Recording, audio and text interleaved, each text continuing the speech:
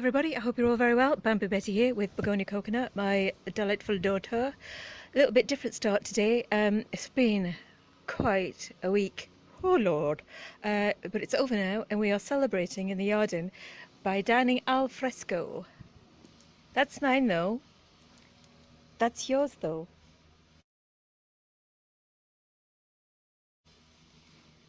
You not want?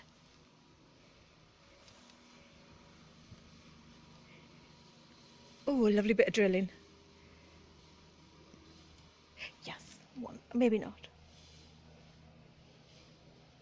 Too many distractions.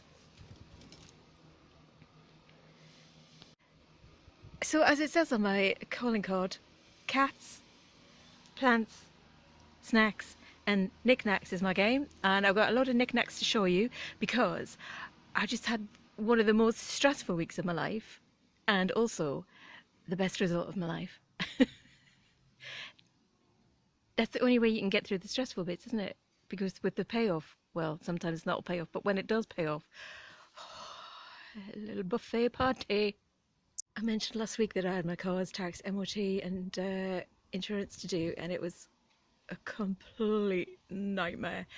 However, it's all done, it's sorted, and you know that kind of relief you feel when the most agonizing stress is lifted from you. Well, that's how I feel. That's why we're celebrating with a party. And I've just been on a bender, charity shop bender in celebration. Here she comes. Come on, jump up.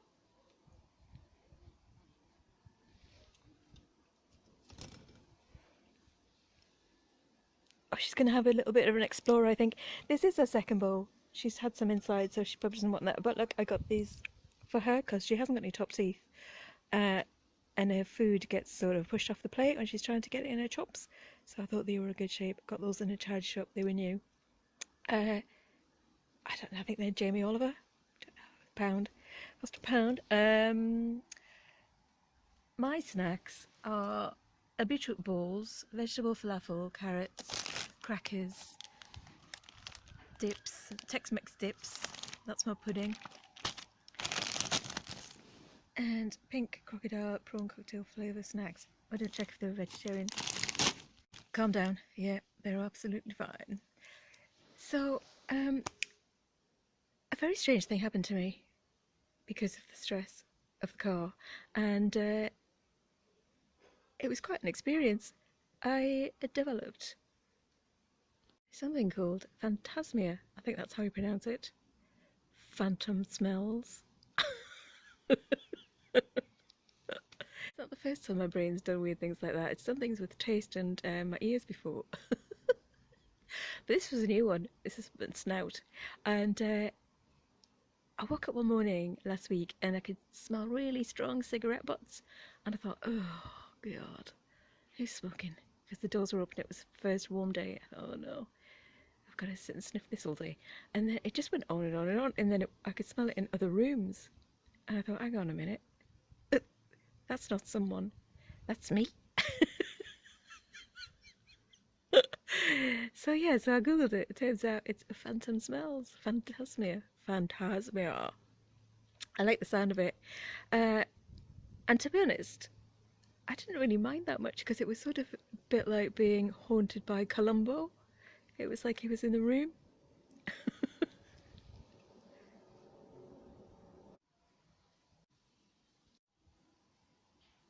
Sorry, I just popped out there to take her food inside because it was attracting the blue bottles, and I don't need flies with my Phantosmia. Yeah, so that was weird. Yeah, I didn't mind it that much really. Just kind of enjoyed the novelty. Anyway, I'm going to enjoy my novelty of my snacks right now. So what I'm going to show you is my journey up to get Peggy Lee to pick up the car, and then I'll show you the whole of thrifted treasure I absolutely smashed and grabbed after I got her back. Oh, I was so buoyant and so happy and so relieved. All I could smell were the flowers. So see you in a second after I've had my beetroot balls.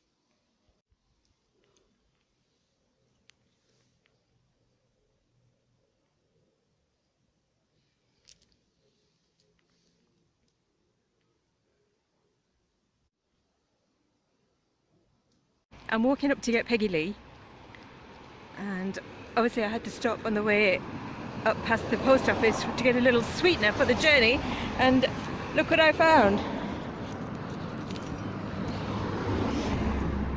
in the charity shop. Perfect!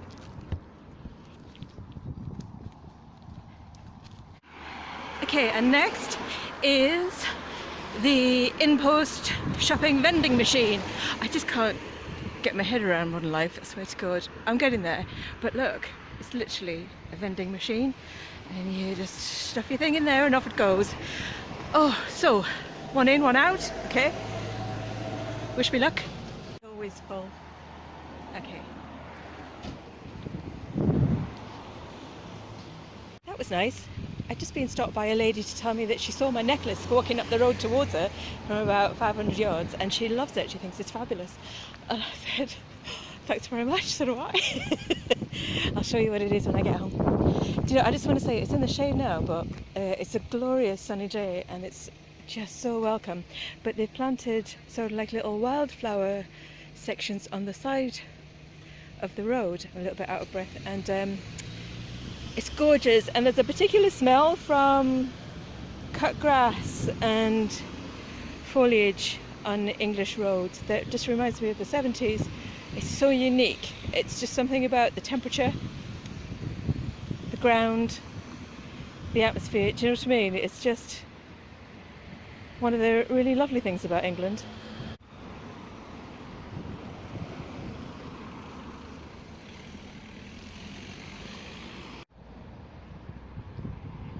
Look what they've got through there. Is it focusing? It's like an enchanted glass house, conservatory type thing, lost in the foraging in the trees and the shrubs. That's what I want. I want one of those. Next.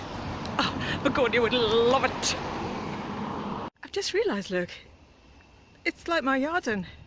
Mine is before, this of course is after about 200 years. Aren't they fabulous? Oh, gorgeous trees. This road must have been one of the most desirable roads in the whole country at the time.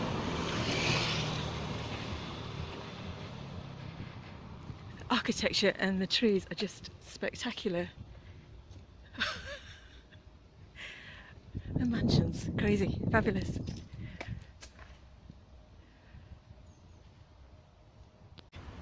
I need some lions now. This is a very inspiring trip. Look at this amazing place. Can you see that down there? I sort of want to go in, but I think it's private. I'm not sure if it's a hotel. I wonder if that's the back of the glass house. Oh, it's amazing. It's like an orangery. I don't know what it is.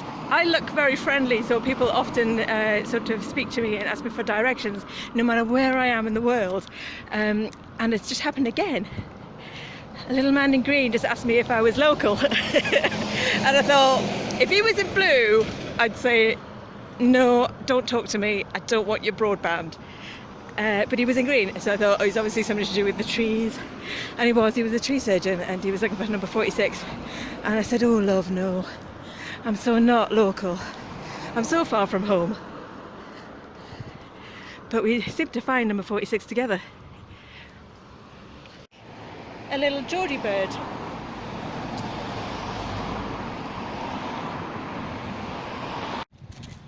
And another one, thankfully, because it's one for sorrow, two for joy. I'm up for that. Thank you. God, this is so far. It's 5 minutes in the car, but it's over an hour for me walking, traipsing, schlepping. And I'm not doing it without you. Thank you very much. Onwards. It's always uphill as well. Whichever way I'm going to this blooming car's uphill. Look at this lovely provision for the weak and elderly. Do you know what?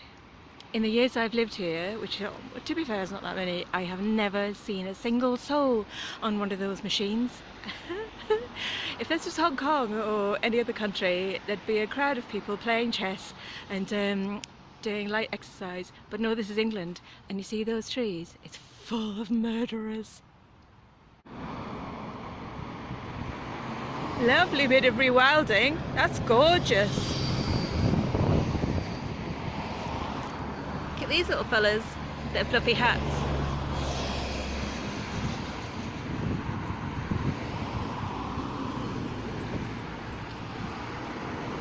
Nice bit of red brick architecture. These houses are just fantastic. I think most of them have been divided up in the 80s into flats and into sort of houses of multiple occupancy. But when you see something like that and you just look at the garden, you think, oh, imagine the glamour. Cornflowers, buttercups. Beautiful. Lovely mossy ball.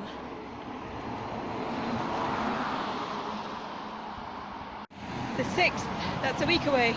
Okay, I'm ready for you, mate. We've reached the top of the Eternal Road. It's always uphill. And this is Smithdown Road. Quite a famous road. And it is, just 1 second. It's Studentville. It's student land. It's where they all live. And there's lots of sort of student bars and pubs, restaurants and what have you, and vape shops. And Peggy Lee is somewhere over there. Can I go? Yeah, let's go. Go, go, go, go, go. Oh look, there's some students. Some stuff, but I'm gonna skip. Black Cat is still open for business. I've never been in, I'm not going in. It's not for me. It's not for my kind. Down one of these side streets and then across is one of the famous Beatles roads. It was where John Lennon lived when he was an art student in the city centre in the art school. And I'm just gonna try a random one, see if I come across it. Actually gonna go down this one because this was the first house that I put a serious offer in on. Do not leave your bins here. I have reported to the council. This is not a tip. Leave outside your own back door. They know whose bins they are. It's not dark yet, but it's getting there. Stop oil, indeed, absolutely. Definitely. So, there's a really lovely mural on one of these houses, which would have been my view from my living room if I'd bought it, but I didn't. That's nice. Oh, I think it's further down. Here we are. It's still there. Goodness, I'll show you in a second. But yeah, I would have been living in this house for the last few years and would have had a completely different life. But I didn't. I went for a better area. And as you traditionally do in this sort of game in England, I bought what should have been the worst house on the worst street, but I bought the worst house in the whole of that area. But now it's a beautiful house, possibly the best house in the area. But look, there she is. Sort of looks a bit like me. Isn't that gorgeous? Great work. Anyway, I wish my house one of the... Hang on. Anyway, I'm absolutely thrilled with my house. I think it's perfect. But the only thing I would change would be to have one of these sort of little front yard stoops. And I would do exactly this. I'd turn it into a secluded, reclusive little witch's coven. And everyone would be frightened of me and be too scared to knock on the door. With good reason. Right, yeah, this is it. This is the road that John Lennon lived on when he was an art student. Garmoyle Road? No, not Garmoyle. Yeah, Garmoyle Road? No. Gainsborough? I don't know what I'm talking about. Anyway, it was around here somewhere. They all look the same. The roads, I mean, not the Beatles. George obviously didn't look like the other three, did he? No. They really do all look the same. I'm a little bit lost. I don't know where the garage is. I think I'll just go down a random one. Just keep going. Oh no.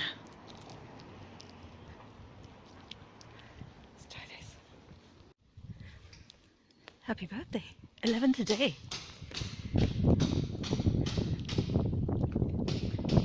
Right, I sort of recognise this sort of army barracks type place.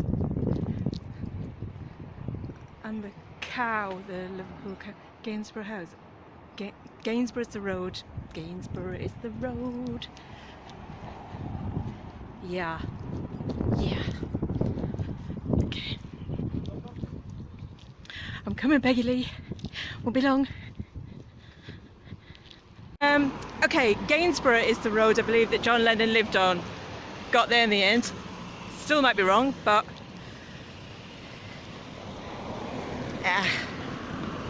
I'm not a tour guide, obviously. Yet.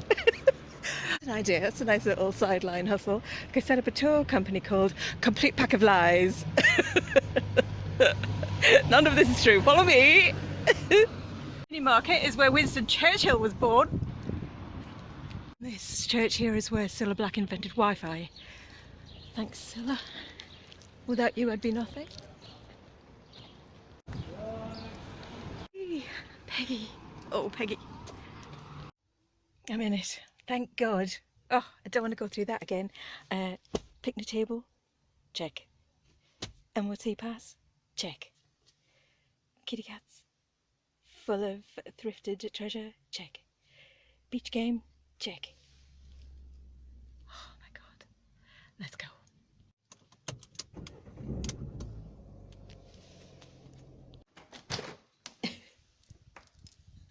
And there she's gone.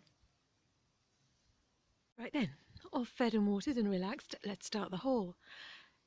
The last few days this week it's been half term and it's been absolutely boiling. Oh, joyously hot. Like proper heat from the sun. Hot. That might sound strange to a lot of you, but any English people listening know what I mean. So I thought I'd buy a vintage Christmas jumper. Merry Christmas. This one is sort of covered in something that it looks like, and I hope is cake icing, royal icing. But it hasn't been washed yet, so it's going back in the bag in a second. But look, it's got that vintage puff paint on it. Do you remember that? Puff paint. I remember making a pencil case with the logo of Fame on it, and then you get the hairdryer on after you've painted it and heat it up and it puffs up. So there we are. That's them. And I also got this vintage tea towel. Merry Christmas. And can I just say, on the subject of Christmas, can I just say, an absolute joy this is. Look at this creature, look at this being. All these new baby shoots are just, give me such vibes of love and life. I am living for it. Don't care. So I'm going to call the Christmas tree June, because June is busting out all over and it's the 1st of June today. Look at that. Oh, kidda. Merry Christmas. Next, I got this blouse. It's not vintage, it's not particularly special, but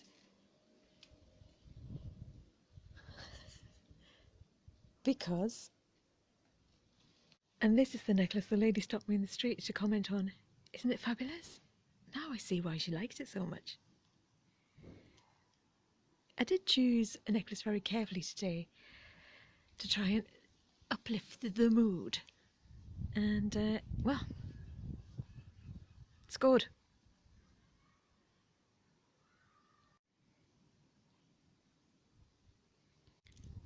I don't even know if it's vintage. I got it from a charity shop a few years ago.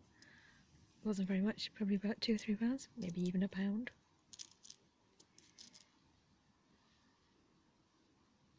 Same shop as the purple blouse. I got this gorgeous, it's a Falmouth Heritage. It's not vintage, but they've, I believe, taken their patterns and designs from the Heritage range and recreated them. This is embroidered sort of like a cheesecloth in a lovely soft salmon pink. Oh, it's going to be so comfortable. That's gorgeous. Love it. I think that was £3. 3, I think so. Next. I think the colour and the lighting's gone a bit crazy, but this one was different in the same shop. It was also £3, and it says handmade in Cambodia, and it's 100% fair trade, according to the label. I'm a complete sucker for a frog fastener. There's the label. I've just googled a FESIP, and it is a sort of a refuge for women and girls in Cambodia. But obviously there's huge problems with lots of massive international charities, particularly ones based in England, British charities. So many have been in the news lately, but they tend to get away with it, which I'm not very happy about. And there's a sort of superior attitude amongst people who work within those huge charities, and there's a lot of deals going on that I think need investigating.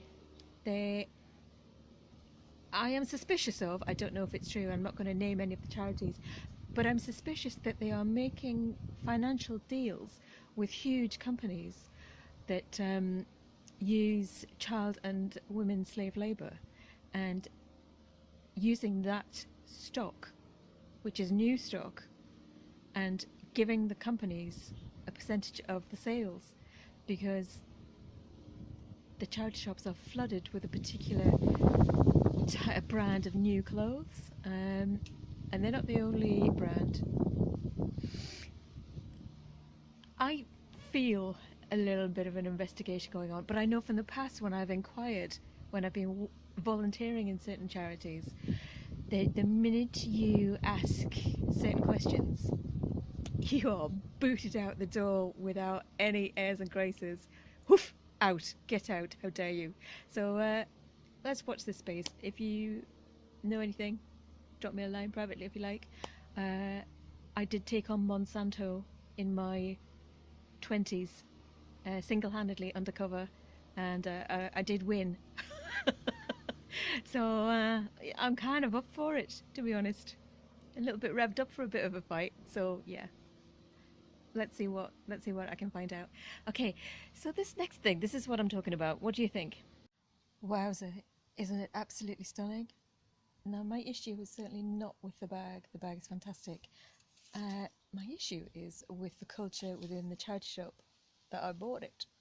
And I will absolutely refuse to buy or participate in, well, knowingly participate in child labour for fast fashion, which is why I only buy second-hand clothes and vintage clothes. I don't want to perpetuate this slavery that is one of the biggest financial markets in the whole world, and unfortunately the UK is the biggest buyer, really. So we are in on it, and we are it. So I said to the manager in the store, he was a little bit brusque. This was a children's charity, remember? I said, is this bag, do you think this is vintage, or do you think this is, fast fashion being sewn by children? Because I definitely don't want to, buy it if this has been, made in a sweatshop. And she said, it's definitely vintage. Oh, it's vintage. I said, are you sure? So she looked inside quite brusquely and came out with this tag, which is clearly not vintage. So it's a fantastic bag, and it claims to have been made by artisans, and hopefully they've all been paid and treated properly. However, she was quite indignant that she'd been corrected, and my issue is with the culture within that children's charity. Now, surely it should be their priority to protect children's rights around the world as well as in the UK. And also, I paid a lot of money for this. I really forked out, and I understand that the charities need to make more money because of the cost of Brexit crisis. But there are still people in this country who are in desperate poverty, and they now can't afford to buy second-hand clothes.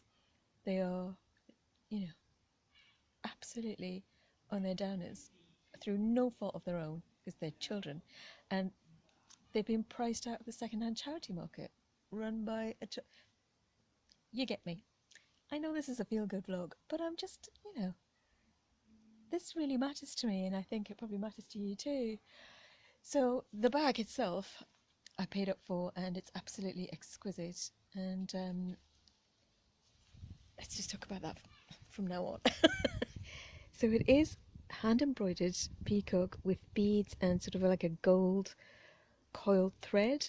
It's amazing, and it's like sort of a rich claret, almost burgundy colour. It's velour velvet with a gold rope chain, and it's fantastic. And I did pay a lot, as I say, I've said it a few times, but I've just seen them for sale online, and they are valued at £125. So there. Do you know, honestly, I think it might be because I've been really pissed off with the government this week so much, and you know, Sunak and all of this nonsense about the WhatsApps and all that kind of stuff. I'm sorry if this is boring if you don't live in this country, but fuck me, we need a revolution. Shall we start one? I'm up for it. Anyway, that's gorgeous. Let me show you what other lovely things I got, and I've got no more political ranting to rant. It's out.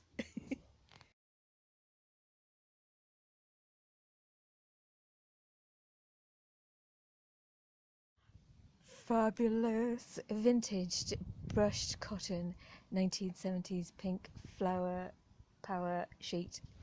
What's up? What's up? She's just got up. Do you like the sheet? She loves bed. She's just like her mother. Yeah, so that was fabulous. That was £3. I'm not sure if it's a double. It might be a small double, which I used to have in the office, but now the office is bedless. So what I might do is obviously soak it in a bucket of vinegar, because I've literally just bought it and everything goes in the vinegar.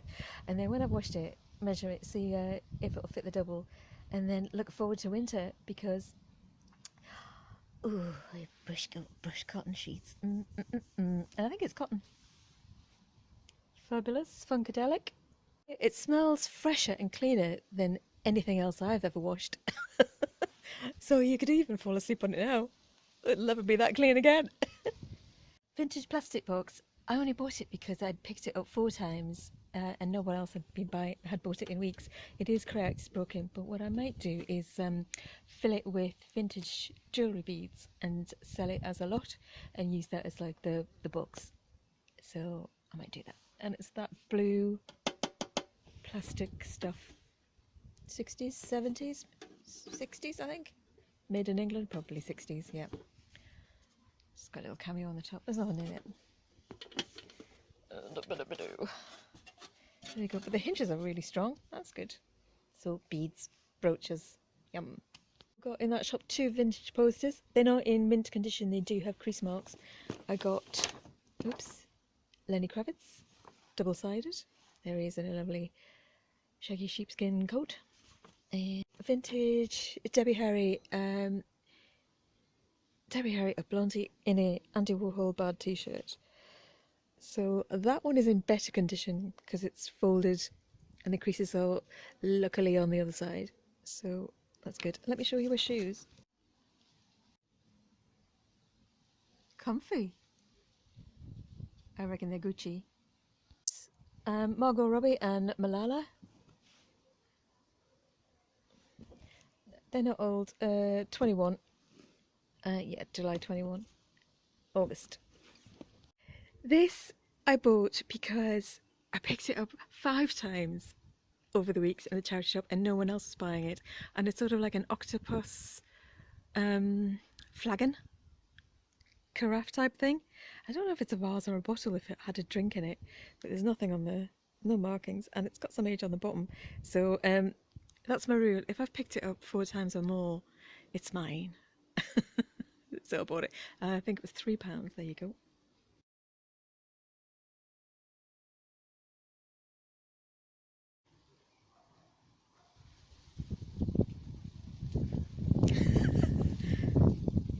Didn't need to pick this up twice. Well, hello there. I see this stance very often. I think this is Uncle Tony. That's terribly unoriginal.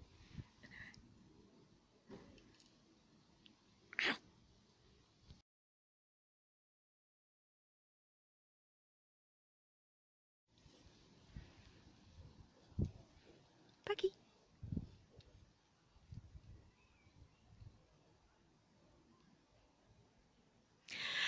So I was thinking what I was going to do with this, because there's only one and obviously it's a curtain tie back, and I thought what I could do is put the voile at the French doors, the long dupatta that I bought, the golden yellow one.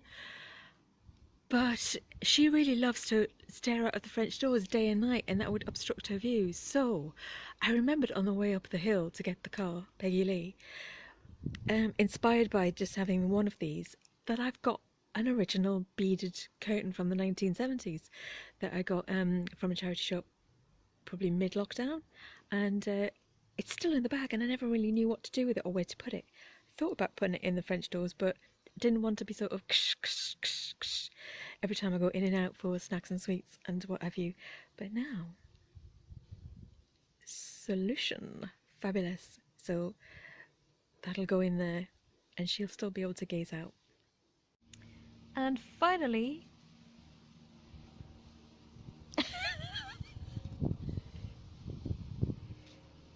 seriously, they were in a cabinet. They were in a precious jewels cabinet in a charity shop, and I'd seen them over the weeks. And hang on, is it focusing? It's not focusing. There we are. And they're little spider stones with googly eyes. Yeah. And I don't know what it was about it. I don't know who it reminded me of. But obviously I couldn't get one without the other.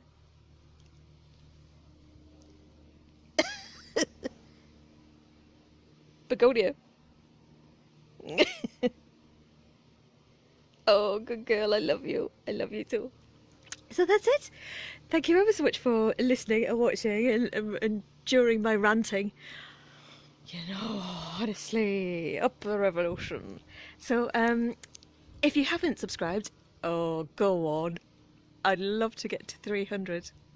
There's 297 of us in the gang now, in the Bamboo Lounge, and I will proper a dance around the jungle room when I hit 300.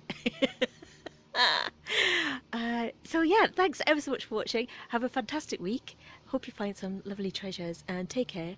And I am off ski in the car tomorrow across the water to do a big charity shop haul search treasure hunt. Can't wait. So thank you. Bye bye. Bye bye. Bye bye.